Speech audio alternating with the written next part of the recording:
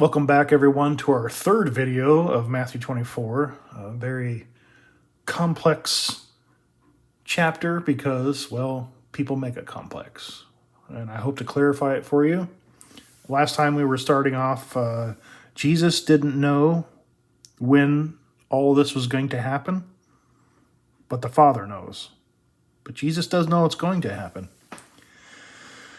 We're talking about Noah. The Son of Man will be just like the days of Noah. Now, what he's saying here is, in Noah's time, everything was fine. They're going about their business. But then all of a sudden, just like it's going to happen here in 40 years, you're going to hear rumblings and grumblings, persecutions, tribulation. It's going to build and it's going to build and it's going to build. Then you're going to see the Roman army. Then you're going to see the sign of the Son of Man, his parousia. Okay, of the Son of Man. That's what it is right here. He's likening it to the days of Noah. Eating and drinking, everything was fine until the day that Noah entered the ark. Now, the day that Jesus is referring to here is the abomination of desolation, which is the Roman army.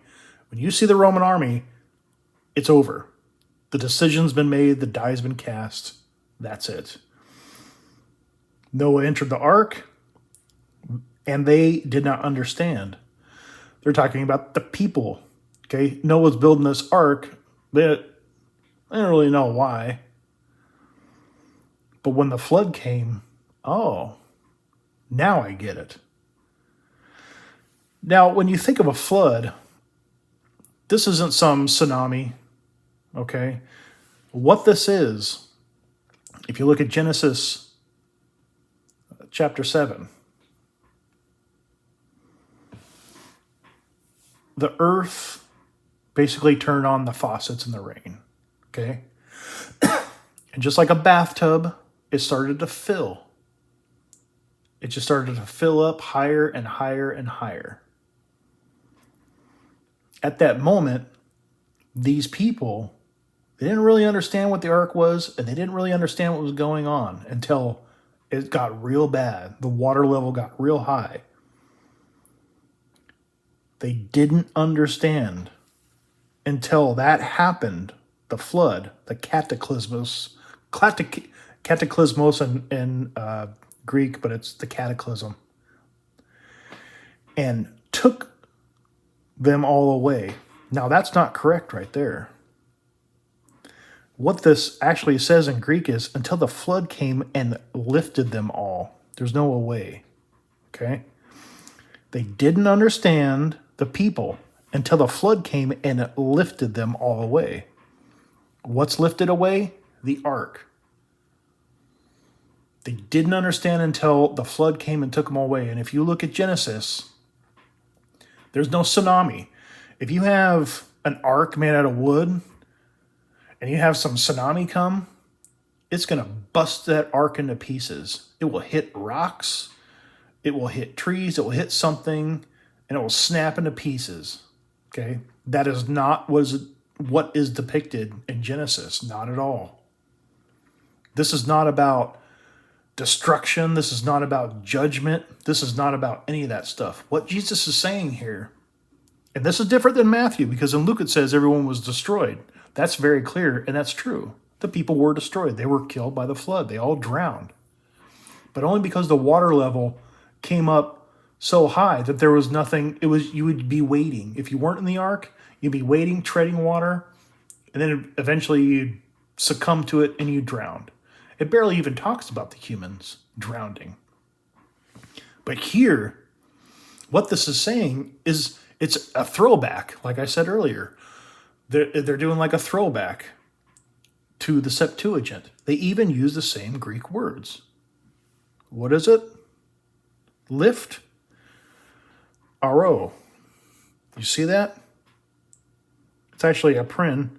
It's the same one, but aparo is the lema. It just means lift. Jesus lifted his eyes. Lift up your mat. You've been healed. Okay? That's what that word means. The flood came. They did not understand until the flood came and lifted them all. Now, in the Septuagint, it's ep or epi, which means on top of. The ark is on top of the water. They don't use the ep or epi here. Everyone thinks that, well, it means something else. No, it doesn't. They're talking about the ark here. This whole passage, and Luke expounds on it much more. He adds to it. But what he's saying here is he's talking to his disciples and he's saying, look, this is going to happen, but you are going to know the sign. And when it happens, don't even grab your coat. Just run.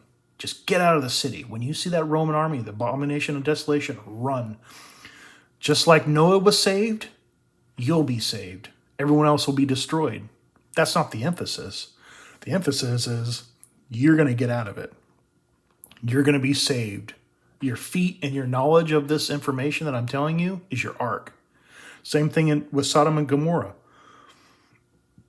Lot got out because they told him to get out.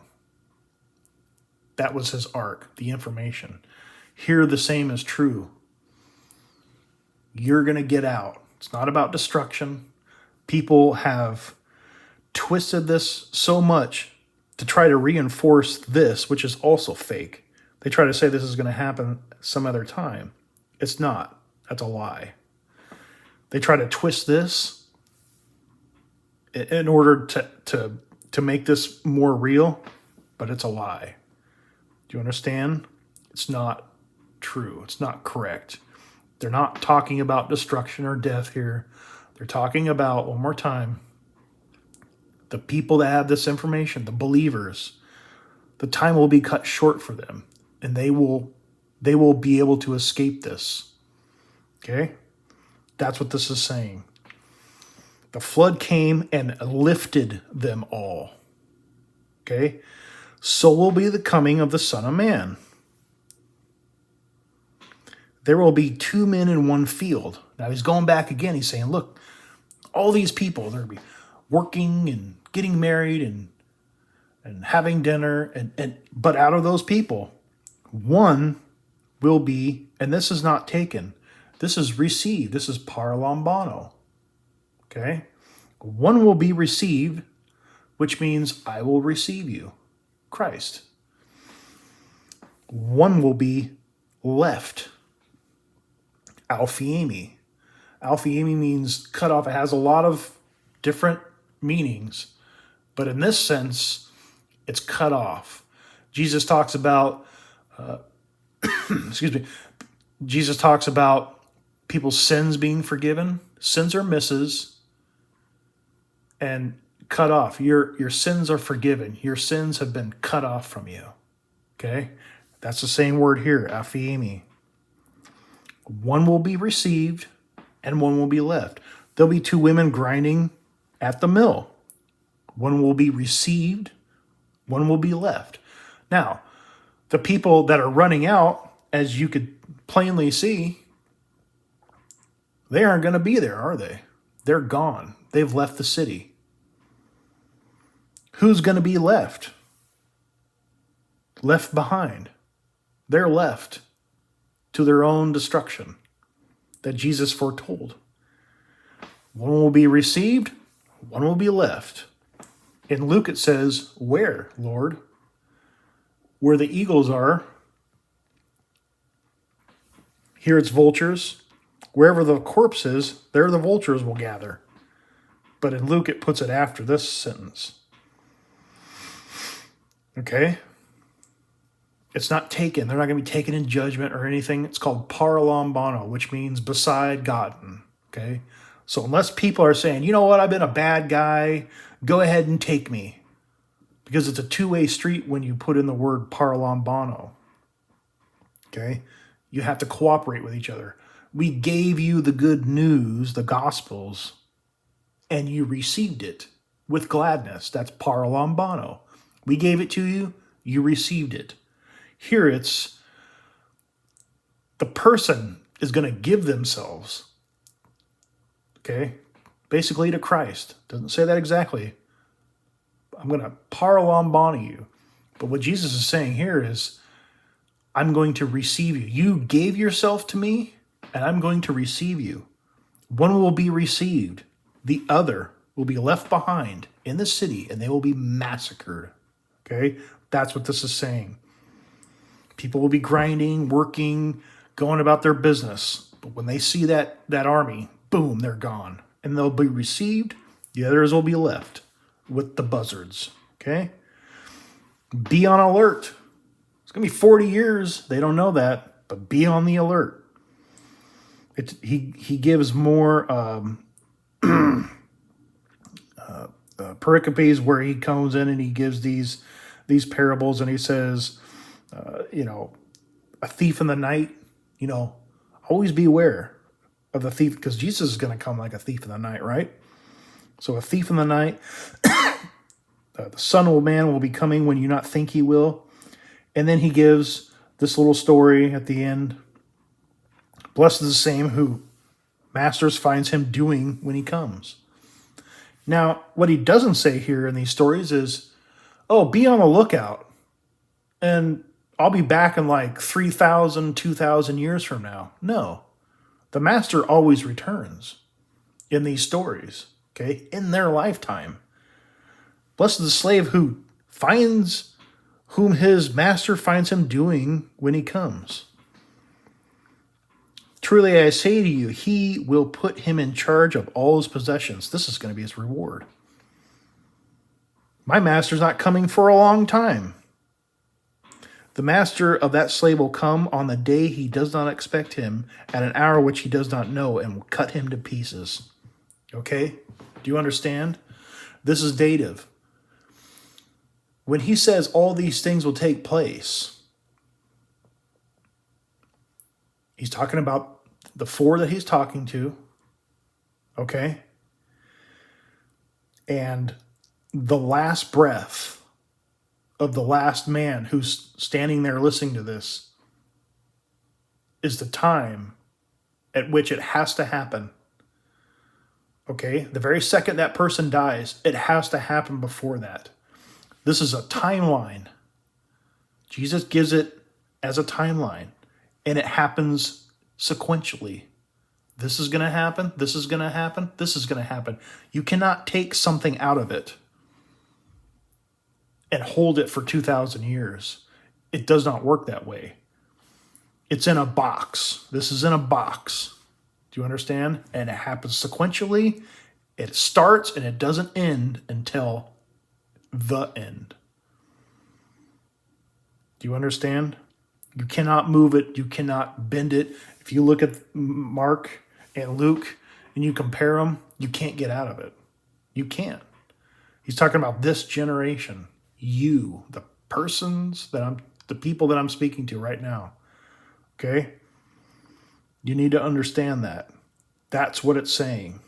This is not religious. This is not some theological view. This is not even my opinion.